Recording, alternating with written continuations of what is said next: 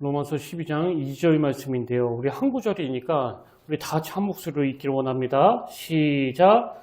너희는 이 세대를 본받지 말고 오직 마음을 새롭게 함으로 변화를 받아 하나님의 선하시고 기뻐하시고 온전하신 뜻이 무엇인지 분별하도록 우리 한 번 더 읽기를 원합니다. 시작. 너희는 이 세대를 본받지 말고 오직 마음을 새롭게 함으로 변화를 받아 하나님의 선하시고 기뻐하시고 온전하신 뜻이 무엇인지 분별하도록 하라. 아멘. 할렐루야. 반갑습니다. 우리 함께 인사 나누기를 원합니다. 참 잘 오셨습니다. 주님의 이름으로 축복합니다. 주님의 이름으로 축복합니다. 오늘도 주님께서 예비하신 그 놀라운 은혜가 여러분 심령과 여러분 가정 가운데 가득가득 넘치게 되시기를 주님의 이름으로 축복합니다. 전에도 말씀드렸듯이 저는 그 청소년 사역을 막 시작하던 첫 해부터 그 고3 부서를 맡았는데요. 아무래도 다들 입시생이다 보니까 그 예배를 굉장히 일찍 드렸던 걸로 기억합니다. 그게 뭐 아침 7시였는지 8시였는지 정확히 기억은 안 나는데 뭐 겨울에는 해가 뜨기도 전에 예배를 드렸었거든요. 그리고 우리가 지금 예배 전에 이렇게 찬양을 부르는 것처럼 그때도 그 찬양팀이 먼저 나와가지고 찬양으로 예배의 문을 열곤 했는데요. 그러면 저는 이제 맨 뒤에서 그 예배 드리러 오는 아이들을 그 맞아주는 역할을 했습니다. 애들이 보통 60명, 70명 정도 출석했으니까 제가 그 이름을 다 외우고 얼굴을 다 외워서 이제 애들이 교회에 오면 의도적으로 그 이름을 불러주고 또 안아주고 뭐 심지어는 제가 뭐 심심할 때마다 그 아이들의 신상카드를 수시로 읽어가지고요. 어떨 때는 그 아이 이름만 기억날 뿐만 아니라 그 형 이름이 기억날 때도 있는 거예요. 그 형 이름이. 그래서 그 아이의 얼굴을 보고 형이 생각이 나서 네 형 누구는 잘 있니? 그러면 뭐 얘가 막 화들짝 놀라는 거죠. 뭐 이런 식으로 제가 뒤에서 맞아주고 환영해주고 그랬는데요. 한 번은 찬양팀이 앞에서 찬양을 시작하고 제가 뒤에서 그 아이들을 맞이하고 있는데 그 한 녀석이 막 술을 엄청 마신 것 같아요. 막 술 냄새를 풍기면서 들어오는데 보니까 제정신이 아닌 겁니다. 그래도 그런 상태에서 예배 드리러 오는 게 너무 귀해가지고 잘 왔다. 그렇게 등 두들겨 주면서 제가 안내했던 기억이 있는데요. 이게 한 10여 년 전 이야기거든요. 근데 이번에 이 말씀을 준비하면서 그 아이가 불쑥 떠오르더라고요. 그러면서 드는 생각이 그 애는 그날 뭐가 그렇게 힘들고 괴로운 일이 있었길래 밤새도록 술 마시고 교회에 왔을까? 사실 그날 그냥 집에서 잘 수도 있었던 거 아닙니까? 그래서 그 아이 마음에 뭐가 동력이 됐길래 그렇게 이른 아침 술이 덜 깬 상태에서도 교회는 가야 된다는 그런 마음을 갖게 됐을까? 그런 생각이 들면서 마음에 참 감동이 되는 것을 경험했고요. 그런가 하면 또 떠올랐던 청년이 있는데 제가 대전에서 사역할 때 만났던 이 청년은요. 뭐 몇 번이나 자살 시도를 했던 그야말로 삶이 거의 끝에 다다랐다 할 정도로 극심한 우울증에 시달리고 있던 청년이에요. 그때 제가 너무 마음이 아팠던 게 대화하면서 혹시 너 주변에 도와줄 사람 없니? 그렇게 물어보니까 부모님이 오랜 별거 생활을 하시다가 이혼을 하셨기 때문에 자기 옆에 아무도 없다고 그렇게 말하더라고요. 그래서 제가 주중에 만나가지고 같이 병원도 가지고 밥도 먹고 또 대화도 하고 그랬는데요. 그 당시에 이 친구가 저에게 자주 했던 말이 이거예요. 목사님, 저는 차라리 그냥 죽는 게 낫습니다. 죽는 게. 그래서 도와주는 사람이 아무도 없고 혼자 사는데 이래가지고 이 아이가 어떻게 되겠나 싶어서 제가 불안했었는데 그래도 참 감사했던 건요. 이렇게 희망의 불씨가 완전히 꺼진 상태인데 제 마음에서 이 청년이 막 SOS를 치는 게 느껴지는 겁니다. 목사님이 조금이라도 그 희망의 불씨를 보여주신다면 저는 살고 싶습니다. 어떤 상태인지 아시겠죠? 죽고 싶은데 또 살고 싶은 거예요. 하나님에 대한 원망과 분노가 가득 차 있어가지고 내가 스스로 목숨을 끊는 게 하나님께 복수하는 거라는 그런 이야기를 하면서도 여전히 하나님이 자기에게 그 구원의 손길을 내밀어 주기를 원하는 그런 청년이었단 말이죠. 그래서 저는 오늘 설교를 준비하면서 이 두 청년이요. 그 예배 시간에 술이 잔뜩 먹고 왔던 그 제자하고 또 우울증으로 삶의 의욕을 다 잃어버린 그 청년이 떠오르면서 계속 제 마음에서 맴돌았는데요. 이 두 청년이 제 마음을 두드렸던 이유가 있습니다. 이게 뭐냐 하면 여러분이 다 아시는 것처럼 지금 청년들이 자꾸 교회를 떠나고 있다는 그런 이야기를 제가 주변에서 너무 많이 듣고 있거든요. 그리고 그들이 왜 교회를 떠나는지를 분석한 그 통계를 보면 너무 마음이 아파요. 교회가 너무 재미없다. 그리고 또 교회 가는 게 시간 아깝다. 그러니까 어릴 때부터 부모님이 교회 가라고 하셔서 다녔지만 그 이상의 의미를 못 찾는 청년들이 많다는 거거든요. 그래서 그 고3 입시생이 삶이 힘들고 어려워서 밤새도록 술 먹고 그래도 교회는 가야 된다는 그 생각 때문에 교회에 왔을 때 제가 그 술 취한 그 애를 예배당 의자에 앉혀줬던 그 기억이 떠오르면서 그럼 어떻게 하면 청년이건 어른이건 이 교회를 자기 삶의 의미 있는 곳으로 생각하게 만들 수 있을까 그렇게 고뇌를 했었는데요. 유튜브 영상을 보다 보니까 그 마틴 로이드 존슨 목사님이라고 이분은 지금도 저 같은 그 수많은 목사들에게 강해 설교의 정석을 보여주신 분인데 아마 저처럼 이런 고뇌를 하신 적이 있는 것 같아요. 로이드 존슨 목사님이 은퇴하신 그 시점은 지금 우리나라랑 똑같이 사회는 빠르게 세속화되어 가고 있고 그에 비해서 교회는 무기력하게 점점 쇠퇴하기 시작한 그 시점인데 이 로이드 존슨 목사님이 이런 말씀을 하셨더라고요.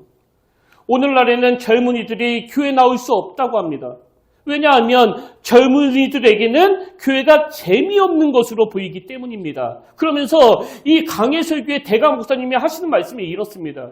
교회는 세상에서 가장 재미있고 감동적인 곳이어야 합니다. 만약 교회가 그렇지 못한다면 우리는 다소간의 성령을 소멸하고 있는 것입니다.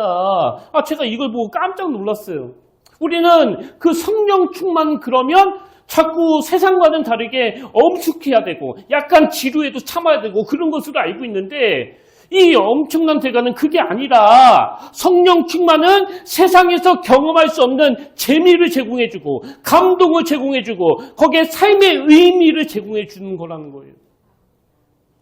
그런 면에서 보면 오늘 저 같은 목회자는 말할 것도 없고 우리 기성세대의 크리스찬들이 다음 세대에게 굉장히 나쁜 가이드 아닙니까?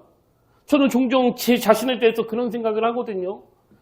하나님의 이 대본은 너무너무 좋은데 나는 너무나 재미있는 이 시나리오를 재미가 하나도 없게 만드는 그런 영화 감독 아닌가?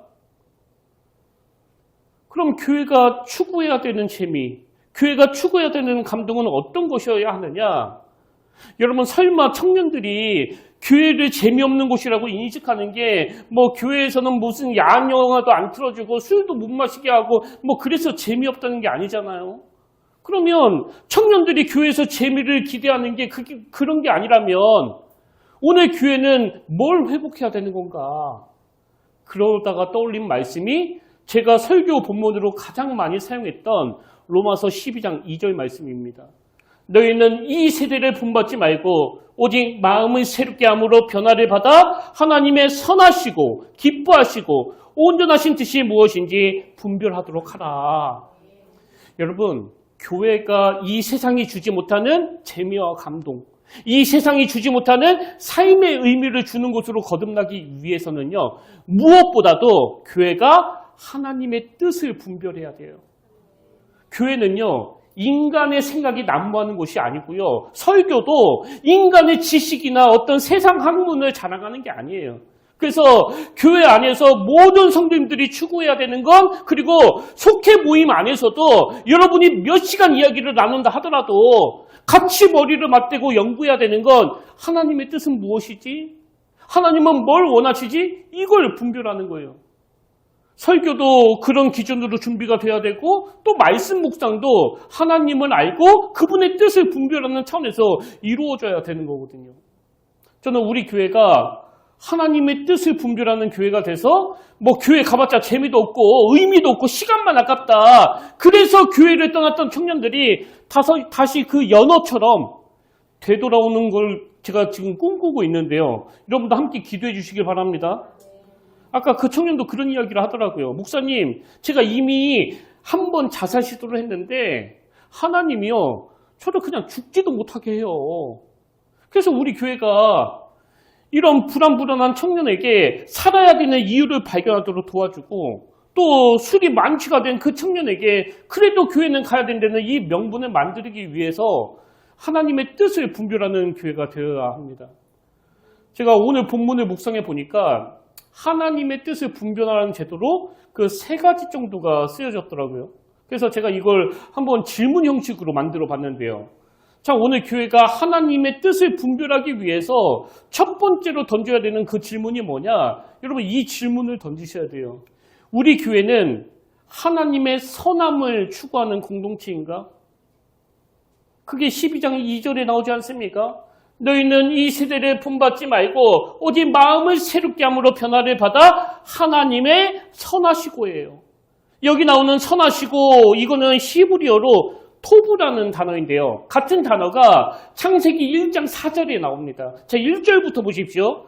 태초에 하나님이 천지를 창조하시니라. 땅이 혼돈하고 공허하며 흑암이 깊음 위에 있고 하나님의 영은 수면 위에 운행하시니라. 하나님이 이르시되 빛이 있으라 하시니 빛이 있었고, 그 다음에 빛이 하나님이 보시기에 좋았더라.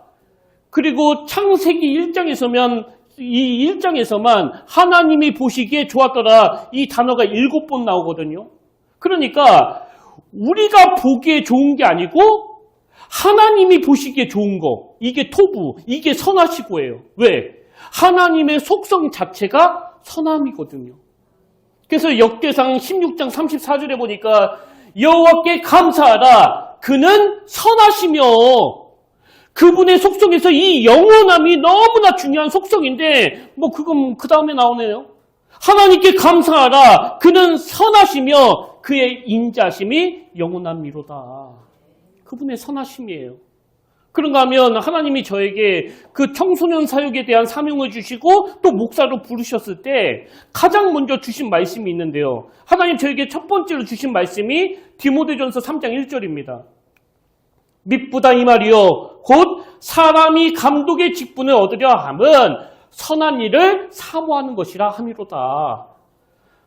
제가 목사 되기로 결정을 해놓고도 하나는 참 부족한 게 많은 사람인데 내가 과연 이 목사라는 사명을 잘 감당할 수 있을까? 그런 두려움에 휩싸여 있을 때 하나님이 주신 그 놀라운 지침이에요. 목사? 능력? 너무 복잡하게 생각하지 마라. 목사는 다른 게 아니라 선한 일을 사모하는 거야. 선한 일을. 그 선한 일을 사모하는 건 능력하고 아무 상관이 없잖아요. 그냥 사모하면 되는 거니까. 마찬가지로 우리가 예수 믿는다고 할 때에는 이 선한 일을 사모하겠다는 거예요. 선한 일을. 그럼 하나님이 보시기에 좋은 것이 선한 일이라면 이 선함이라는 게 구체적으로 뭐냐? 제가 성경을 쭉 읽다 보니까 여러분이 잘 아시는 미가서 6장에서 하나님이 생각하시는 이 선함이 뭔지를 설명하는 대목이 나오더라고요. 자, 미가서 6장 8절에 보십시오. 사람아, 주께서 선한 것이 무엇임을 내게 보이셨나니 여호와께서 내게 구하시는 것은 오직 정의를 행하며 인자를 사랑하며, 여기 인자를 사랑하라는 건 어질고 자비롭게 대하라는 거거든요. 그러니까 하나님이 우리에게 요구하시는 선함은 첫째, 정의롭게 행동하는 것. 그리고 둘째, 사람을 상대할 때 좀 있어 보인다고 비굴하지 않고 굽신거리지 않고 좀 없어 보인다고 막 함부로 대하지 않는 거. 그리고 마지막 셋째가 그 선하신 하나님과 동행하는 삶. 이게 하나님이 우리에게 요구하시는 선함이고 이게 오늘 교회가 이 세상에 보여줄 수 있는 차별성이에요. 차별성. 제가 지난주에 지금 다음 세대가 세상에서 상처를 엄청 많이 받고 있다고 말씀을 드렸는데요. 우리나라는 특히 더 그런 거 아닙니까? 여러분, 왜 우리나라를 가리켜서 그 성형공화국 그런 말을 하겠냐고요. 이 나라는 사람을 대할 때 예쁘고 예쁘지 않고가 이게 너무나 중요한 기준이 되어버렸기 때문이거든요. 그래서 무슨 코미디 같은 걸 보면 전부 뚱뚱한 거 가지고 막 비하하고 얼굴 가지고 비하하고 그렇게 웃기는 거 말고는 다른 소재가 없는 거 아닙니까? 아마 그 코미디 소재가 이렇게 없는 나라도 드물 거예요. 전부 이쁜 거, 안 이쁜 거 가지고. 그리고 지금 하고 있는 그 코미디 프로도 뭐 한동안 안 하다가 새로 부활을 했는데 이게 좀 나아졌다 싶어서 보면 그 약간 몸이 뚱뚱한 여자가 나와가지고 좀 잘생긴 남자 되게 뭐라고 수군거리면 그 남자는 계속 말로 비하하고 관객들은 그걸 보고 또 웃고 이걸 코미디 소재로 만들고 있다는 게 지금 현실 아닙니까? 뭐 그뿐만이 아니에요. 우리나라처럼 뭐 학벌에 따져가지고 무슨 지방대학, 서울대, 서울에 있는 대학 뭐 이런 걸로 사람을 구분하는 나라가 또 어디 있느냐고요 또. 이게 우리 청년들이 엿새 동안 교회 밖에서 경험하는 상처라는 거거든요. 그러면 오늘 교회가 그 청년들에게 보여줘야 될 그 선함이 뭔지는 뭐 답이 딱 나오는 거 아닙니까? 사람 외모를 보고 판단하지 않고 학벌 이런 거에 관심을 두지 않고 여러분도 잘 아시지만 저에게 있는 그 강박증이 뭐냐 하면은요. 그 신학교 다닐 때부터 그 대학교의 목사님들이 뭐 헌금 많이 내는 성도 또 유력한 성도한테만 관심을 가지고 뭐 헌금 조금 내는 성도 아무런 영향력이 없는 성도는 뭐 거들떠도 보지 않는다 이런 이야기를 제가 너무 많이 듣다 보니까 제가 목회하면서 어떤 일이 있어도 꼭 지키려고 하는 게 이거예요. 뭔가 조그만 걸 드리더라도 기존 신자, 새 신자, 또 건사, 집사, 장소 이런 걸로 구분하지 말고 할 거면 다 하고 다 안 할 거면 아예 시도조차 하지 말자. 그리고 이건 뭐 꼭 정답이라고 말할 수는 없지만 주보에 헌금 낸 사람을 기록하지 않는 건 어떤 편견도 갖지 않게 하려는 그 강박 때문이거든요. 그럼 왜 저에게 그런 강박이 있을까요? 교회는 세상과 달라야 되기 때문이에요. 그래서 오늘 교회가 상처받는 청년들에게 뭘 느끼게 해줘야 되는가? 교회는 내 외모를 보고 내 학벌을 보고 내 직장을 보고 눈길을 주는 곳이 아니구나. 이걸 느끼게 해줘야 된다는 거죠. 제가 한 번은 그 국악 동요를 듣는데요. 제목이 이거예요. 모두 다 꽃이야. 이 가사가 참 단순하면서도 제 마음을 막 울컥하게 만들더라고요. 제가 뭐 국악은 못하니까 읽어드릴게요. 그냥 한번 들어보십시오. 산에 피어도 꽃이고 들에 피어도 꽃이고 길가에 피어도 꽃이고 모두 다 꽃이야. 아무데나 피어도 생긴 대로 피어도 이름 없이 피어도 모두 다 꽃이야. 봄에 피어도 꽃이고 여름에 피어도 꽃이고 몰래 피어도 꽃이고 모두 다 꽃이야. 무슨 가사가 이래 이렇게 느끼실 수도 있지만요. 저는 어떤 노랫말보다도 아름답더라고요. 아무데나 피어도 생긴 대로 피어도 이름 없이 피어도 모두 다 꽃이야. 여러분 이게 교회가 보여줘야 될 매력 아닙니까? 그래서 교회는 성깔이 좀 있고 막 괴팍해도 또 가진 게 많아도 가진 게 없어도 뭐 뚱뚱하든 날씬하든 뭐 이런 세상의 잣대로 절대 평가되지 않는 곳. 오늘 제 뱃살을 가지고 뭐라고 하는 사람 없길 바랍니다. 농담이에요. 이게 우리 다음 세대가 교회에 대하여 매력을 느끼게 하는 재료라는 거거든요. 그런가 하면 두 번째로 우리가 하나님의 뜻을 분별하기 위해서 어떤 질문을 던져야 되느냐. 우리 평택교회는 하나님의 기쁨이 흐르는 공동체인가? 여러분 이 질문을 던지셔야 돼요. 우리 평택교회는 하나님의 기쁨이 흐르는 공동체인가? 본문 2절을 다시 보십시오. 너희는 이 세대를 본받지 말고 오직 마음을 새롭게 함으로 변화를 받아 하나님의 선하시고 그 다음에 기뻐하시고 하나님의 온전하신 뜻이 무엇인지 분별하도록 하라. 제가 이 부분을 영어 NIV 성경으로 보니까요. 이 기뻐하시고 여기에 즐거운, 기분 좋은, 만족스러운 이런 뜻을 가진 플리징이라는 단어를 썼더라고요. 이게 뭘 의미할까요? 교회가 하나님의 뜻을 추구하게 되면 거기에는 반드시 즐거움이, 기쁨이 따른다는 거예요. 이런 면에서 저는 우리 어른들이 자녀들에게 잘못한 게 하나 있다고 생각하는데요.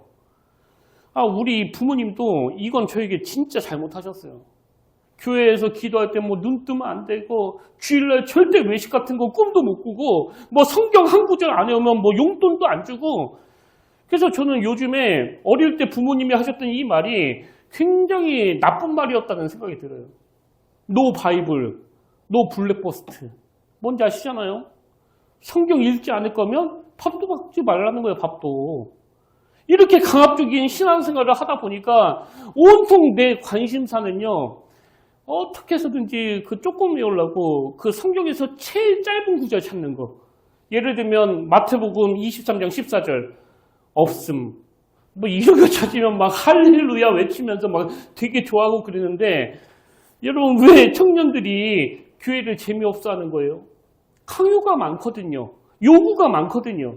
교회 가면 뭐 이거 해라 저거 해라 똑바로 앉아라 옷 차림이 그게 뭐냐 너 술 먹고 왔어? 나가! 이런 게 교회 아니었습니까? 그러다 보니까 이 다음 세대가 보기에 이 교회가 즐겁지 않은 거예요. 이 교회가 기쁘지 않는 겁니다. 근데 여러분 저에게 이런 부정적인 인식을 심어준 곳이 교회지만요. 이런 부정적인 인식을 완전히 깨준 것도 바로 교회예요.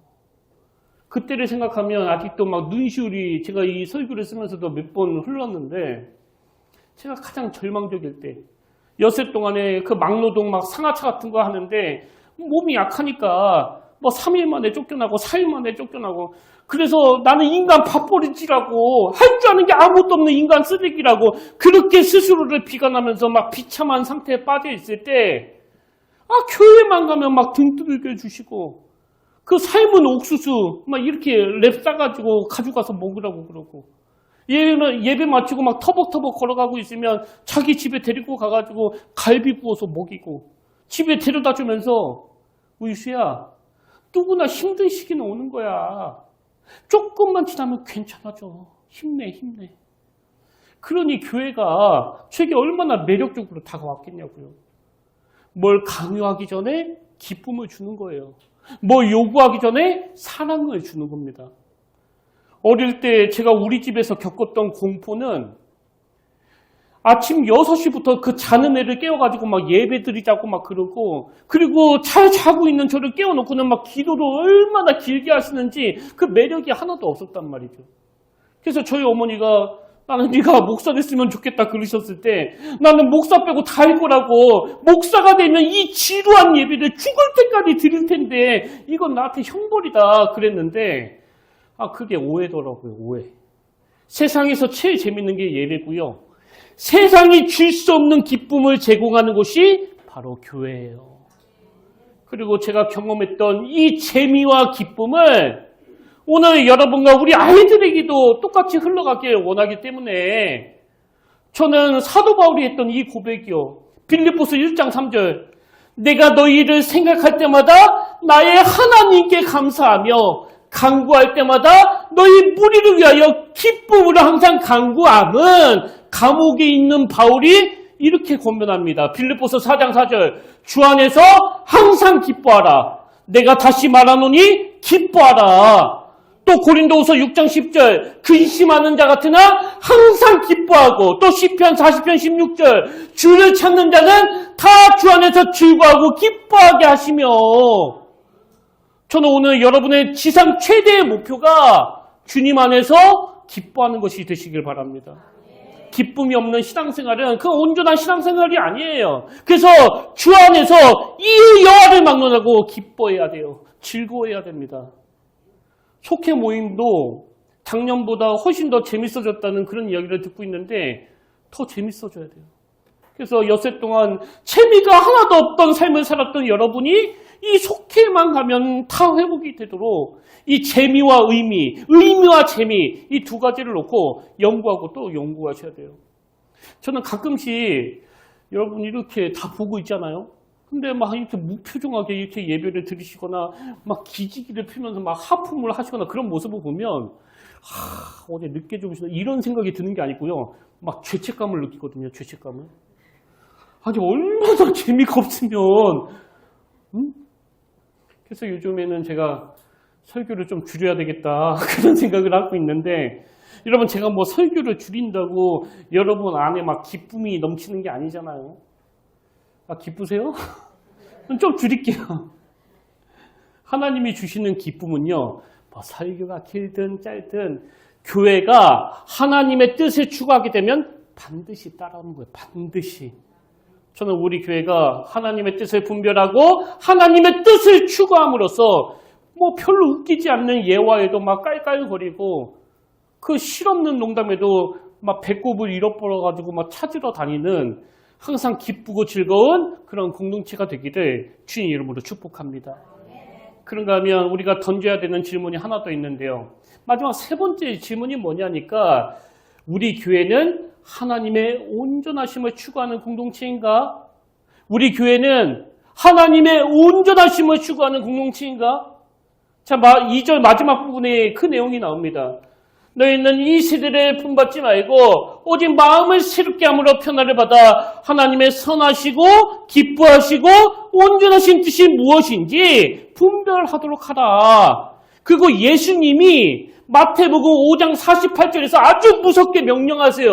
그러므로 하늘에 계신 너희 아버지의 온전하심과 같이 너희도 온전하라. 여러분, 교회는요, 하나님의 선하심과 하나님의 기쁨, 그리고 이 하나님의 온전하심을 추구하는 공동체인데 이 추구한, 이게 완료가 아니고요, 아직 미완료예요. 추구하는. 그래서 함부로 막 정죄하고 비난하고 뭐 예수 믿는 사람들이 그러면 돼? 이거는 진짜 잘못된 거예요. 교회는 완벽한 사람들이 모인 곳이 아니에요. 뭐 어떤 분은 성화가 많이 이루어졌을 수도 있고 또 어떤 분은 이제 겨우 그 벽돌 하나 놓은 것처럼 아직 얕은 단계에 머물러 계실 수도 있지만 공통점은 뭐냐? 우리 모두는 다 공사 중이라는 거예요. 공사 중. 하나님의 온전하심을 추구하는 중이거든요. 그러니까 하면 여기 나오는 온전하신 뜻이 무엇인지 분별하도록 하라 할 때 이 온전한 것, 이게 헬라어로 텔레이오스라는 단어인데요. 이 단어는 완벽한, 완전한, 성숙한 이런 뜻이에요. 이게 뭘 의미할까요?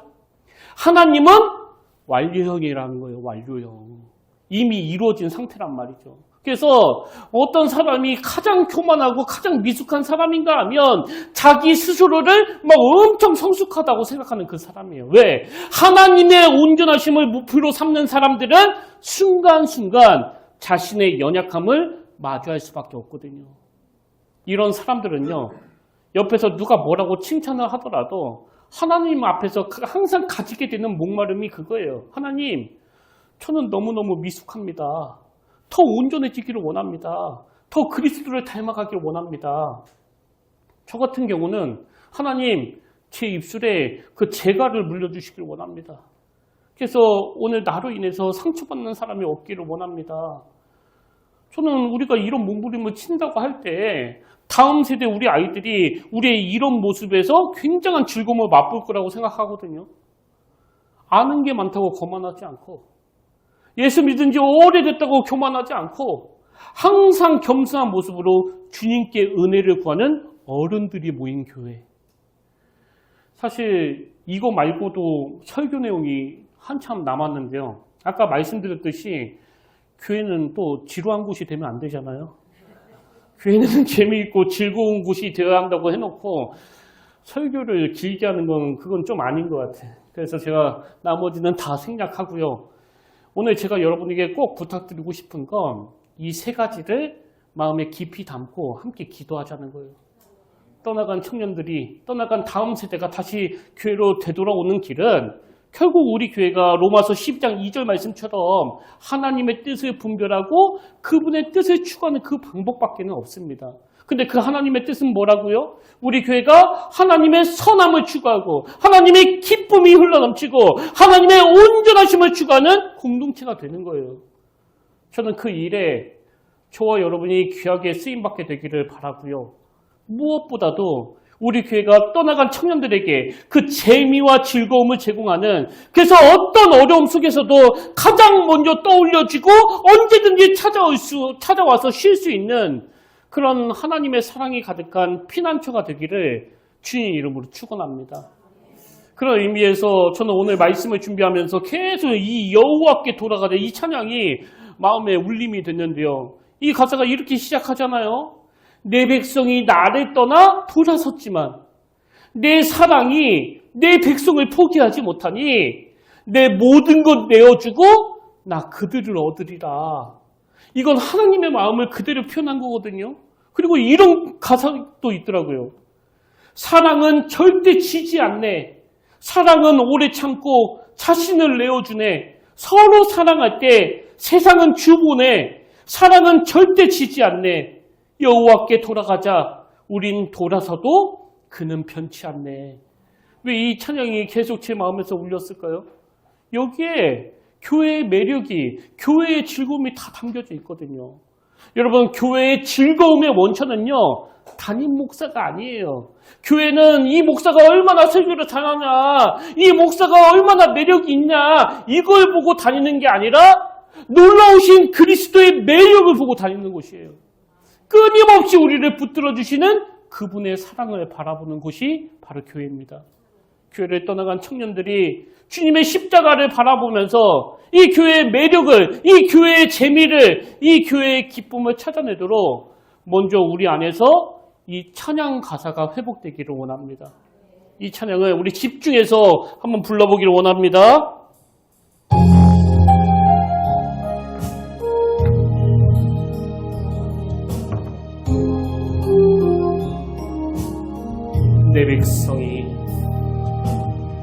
내 백성이 나를 떠나 돌아섰지만 내 사랑이 내 백성을 포기 못하니 내 모든 것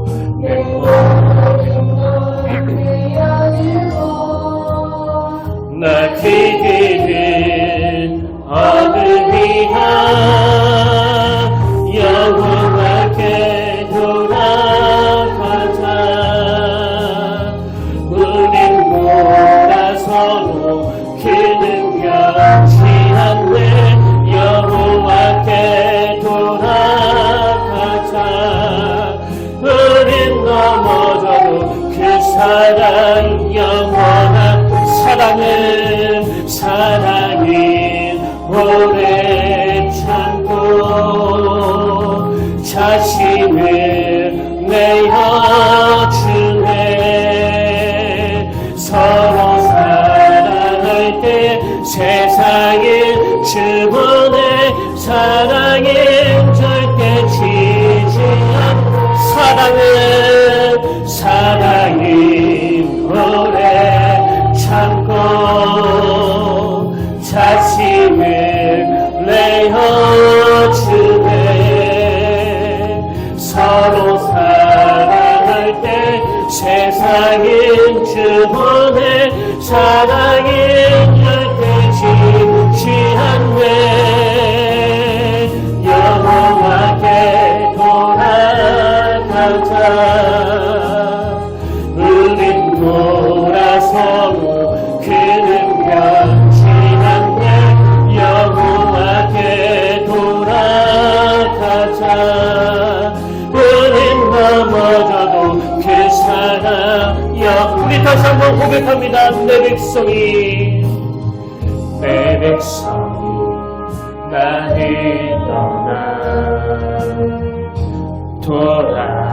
돌아섰지만 내 사랑이 내 백성을 포기 못하니 내 모든 것 내어주고 나 그들을 얻으리라 여호와께 돌아가자 우린 돌아서도 그는 변치 않네 여호와께 돌아가자 우린 넘어져도 그 사랑 영원 사랑은 오래 참고 자신을 내어주네 서로 사랑할 때 세상은 주문에 사랑은 절대 지지 않네 사랑은 오래 참고 자신을 내어 주네. 서로 사랑할 때 세상인 주문에 사랑이 힘들지 여호와께 돌아가자. 우린 몰아서도 그는 변치한데 여호와께 돌아가자. 우린 넘어져도 그 사랑 영원한 하나님은 우리의 하나님은 우리의 피난처가 되시고 환난 중에 우리의 힘과 도움이 너희는 가만히 있어 주가 하나님 되말지어다. 열방과 세계 가운데 주가 높임에 받은 사랑합니다. 사랑합니다. 내 아버지 찬양합니다. 내 영만 다하여 선포합니다.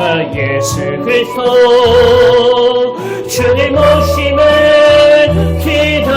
하나님은 우리의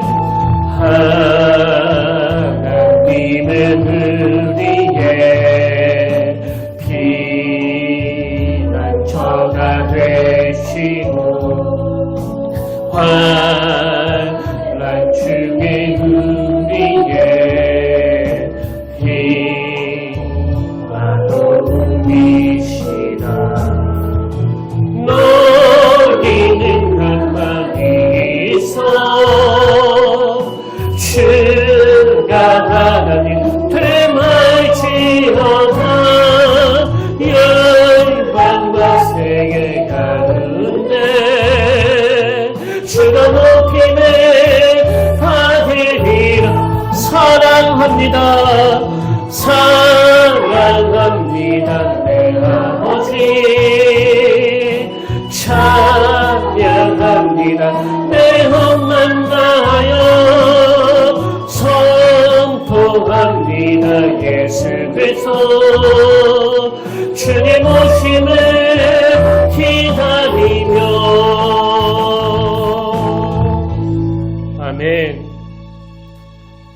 살아계신 하나님 아버지, 오늘 말씀을 통해 하나님의 선하심과 기뻐하심 그리고 온전하심을 다시 깨닫게 하시니 감사드립니다.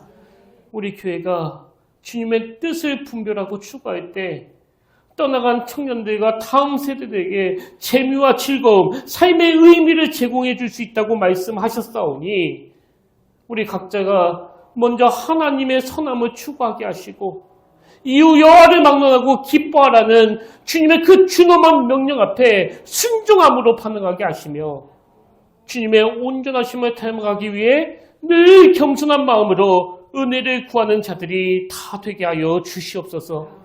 그래서 그 국악 동요 가사처럼 모두 다 꽃이라는 그 단순하고도 명확한 진리를 깨달아 교회 안에서 세상의 잣대로 사람을 평가하지 않게 하시고 우리 모두가 다 하나님 앞에 공사 중이라는 사실을 인식하며 한 영혼 한 영혼을 귀하게 대하는 하나님의 사랑을 실천하는 공동체가 되게 하여 주시옵소서. 때때로 부족하고 연약하여 하나님의 뜻을 잃어버릴 때마다 바로 제자들을 찾도록 성령님께서 도와주시고 서로의 짐을 함께 짊어지며 서로 격려해주고 서로 위로해주는, 그래서 주님의 뜻을 구현해내는 우리 평택교회 성도님들 다 되도록 인도하여 주시옵소서. 그 은혜로 함께 하실 주님께 감사드리옵고 모든 문제에 대안 되시는 예수님 이름으로 기도드립니다. 아멘. 이제 다 자리에서 일어나셔서 오래간만에 불러보는 찬양입니다. 우리에겐 소원이 하나 있네. 우리 교회가 교회됨을 회복하기를 소원하시면서 우리 함께 이 찬양 결단하면서 하나님 앞에 올려드리기 원합니다.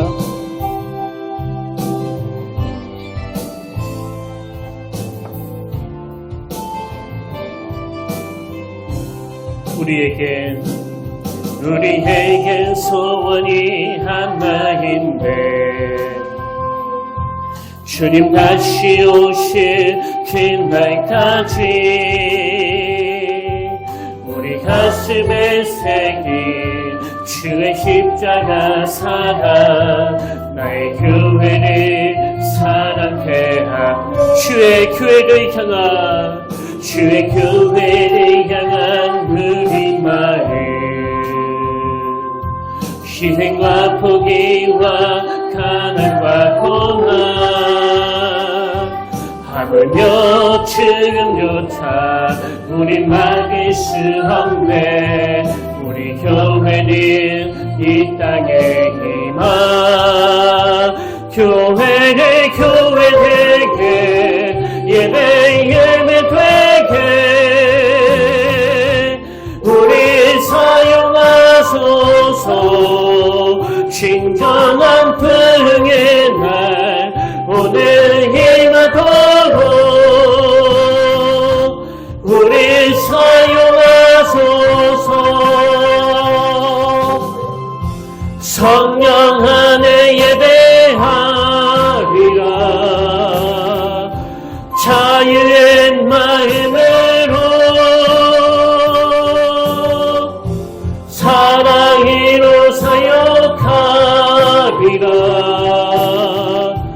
교회는 생명이니 교회를 교회 되게 예배 되게 우리 사용하소서. 진정한 부흥의 날 오늘 임하도록 우리 교회를 교회 되게 예배 되게 우리 사용하소서. 진정한 부흥의 날 오늘 임하도록 우리 한번 더 고백합니다. 교회를 교회 되게 예배 되게 우리 사용하소서.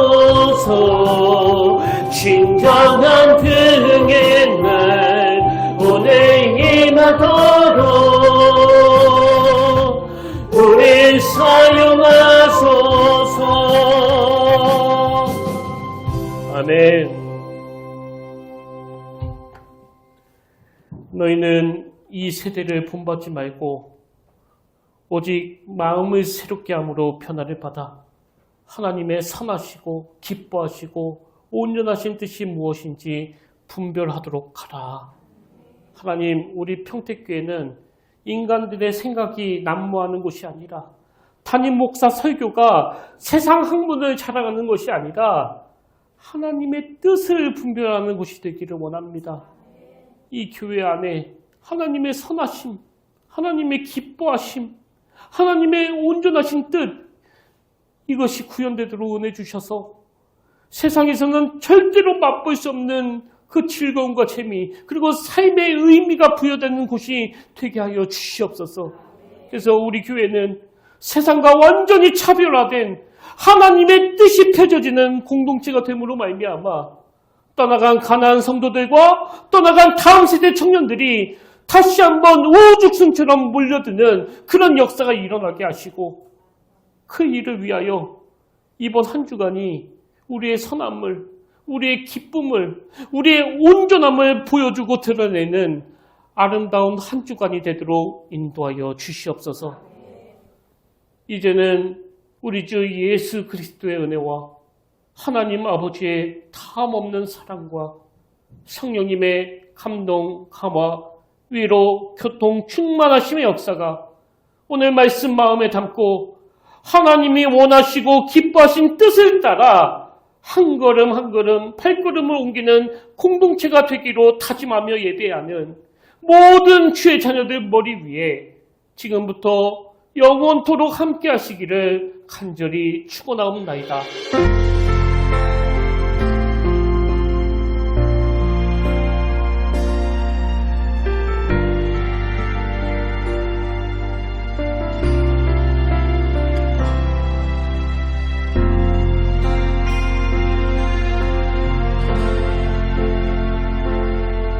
지금 서 있는 이곳에서 높임을 받으소서. 내가 받는 땅